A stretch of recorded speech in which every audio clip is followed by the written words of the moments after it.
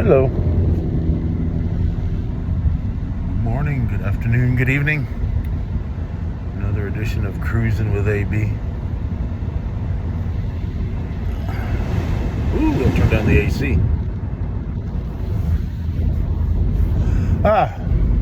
What to talk about today? Motorcycles. It's always a fun subject. Murder sickles, as my stepdaughter calls them. Murder cycles.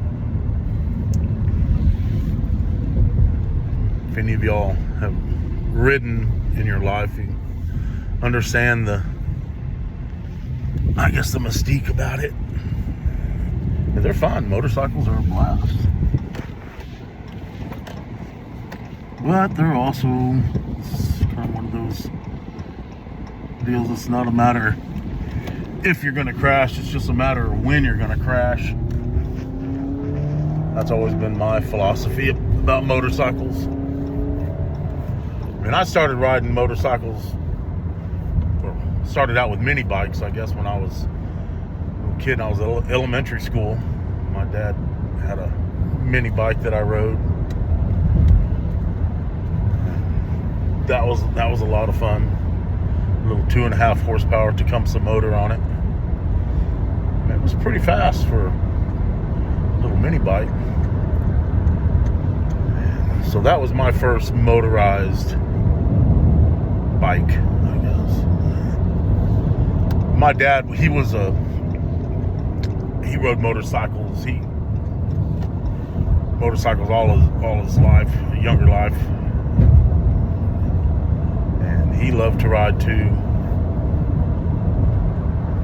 And growing up, I rode that mini bike, and then he bought a little kind of a dual purpose bike. It was an enduro, I believe they called them. You could take it on the street, or you could take it on the dirt. Well, of course, I was just a kid. I wasn't allowed to ride on the street yet.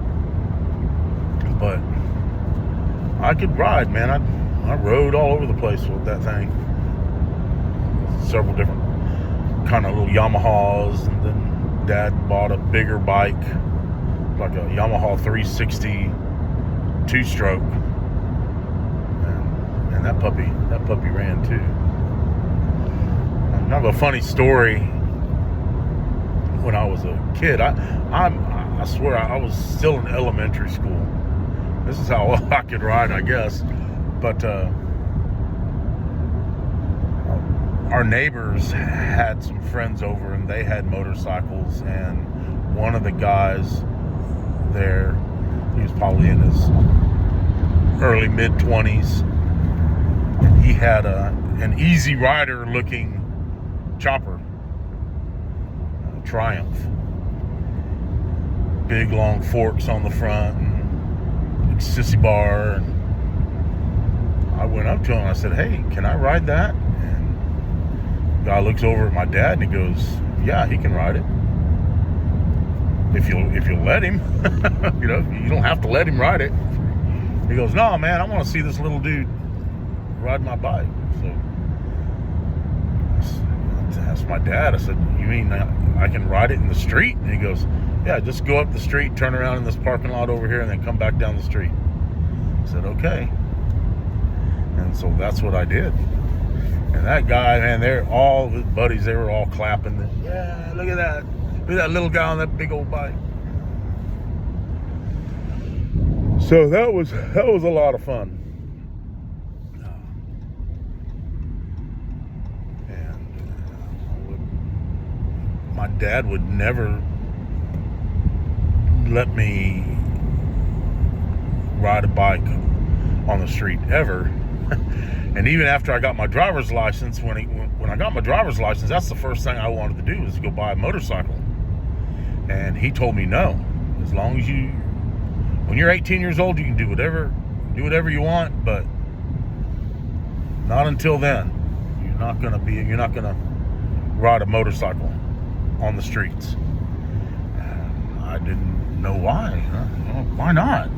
I mean, you did. And he goes, so he told me a story about his motorcycle experience, and he was riding a motorcycle down around Brackenridge Park, which is here in San Antonio, and apparently he had a rider on the back of his bike, and the guy that was riding on the back was getting all stupid and crazy and jumping around, and my dad lost control of the motorcycle and they hit a tree. Well, it killed the guy on the back of the bike, and my dad ended up having a plate in his head and a big steel pin in his thigh,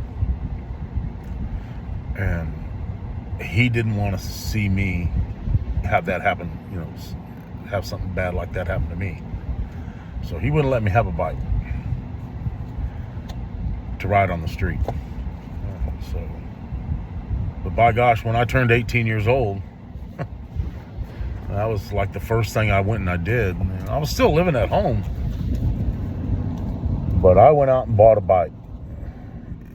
I bought a 1983 Kawasaki KZ750, and this thing was a runner. The guy who owned it was one of these high performance minded guys, and so he had all the special carburetors and exhausts, Kirker header, and it was tuned to perfection. That thing, ooh boy, what a crotch rocket. And with all that power, boy, I was drunk. I was drunk on power after riding that thing. I mean, and it would run against the 1,000cc bikes that were out there at that time, and I had no problem with whooping their butt. So, needless to say, you ride like that for long, eventually you're going to crash, and I did. The crash I got into the very first time was I was showing off, just stupid stuff, being a stupid kid. I was riding a wheelie, and I sat the front end down and had to make a left-hand turn, and when I hit the back brakes, there was a pebble in the road, and the pebble got stuck under the tire, and it made the back ends fishtail out from under me. Well, I ended up crashing and tore up the bike, and I got hurt. I broke ribs and had to get stitches in my hand, and so that one kind of hurt. My dad would always tell me, he goes, you know when you're going to quit riding motorcycles is when that pain is going to learn you. And I just kind of always said, yeah, whatever, Dad. Well, kind of got a taste of that. So the second time I crashed because I forgot to put the kickstand up on the motorcycle. Now, these days, they've got all kinds of lockouts and lights and stuff like that that'll come on if you leave your kickstand down and you take off, or before you even take off. But that bike was not equipped with anything like that. And so I left my girlfriend's apartment, and I was driving down the road going about 35 miles an hour, and the road did an S-turn, an S-curve, I guess, and so I started leaning the bike to the left. Well, the kickstand was still down, and it would not let me turn left. And it was a residential street, and I hit the curb, and I put the bike up in the air, and the bike went crossways and flipped around and ended up landing on top of me and on top of my leg. And we scraped the asphalt for about, 40, 50 feet. And I was wearing shorts and a t-shirt. I had on a full face helmet and everything, and that's a good thing I had that helmet on, because it cracked the back of the helmet where I hit my head on the asphalt. But that road rash, ooh, man, let me tell you, that one was tough. So I got rid of that bike. Number one, it trashed. It trashed it. And I was upset at myself. And so a buddy of mine wanted to buy it and fix it back up, and so I sold it to him. And I didn't ride again for, I don't know, 2 or 3 years after that happened. And a good friend of mine was selling a dirt bike, basically giving it away, and it had a burn-up piston in it. So I bought it. It was like a 80s Suzuki ARM 125 two-stroke. So I rebuilt that motor, and now I'm on my dirt bike binge. And a couple of guys at work had dirt bikes, and we would all get together on Sunday mornings and meet somewhere and go riding for an afternoon. And that was a lot of fun. Never really got significantly injured doing that, but yeah, I did fall down and a few times. Did lay down a couple of times. But that was really the end of my motorcycling after I stopped riding dirt bikes. Because, man, the bills don't stop coming. You get injured, you're done. There's nothing that nobody's going to pay your bills for you if you can't work. That was one reason why I gave up riding motorcycles. I'd like to have another one, but I'm not. I'm too stupid on them.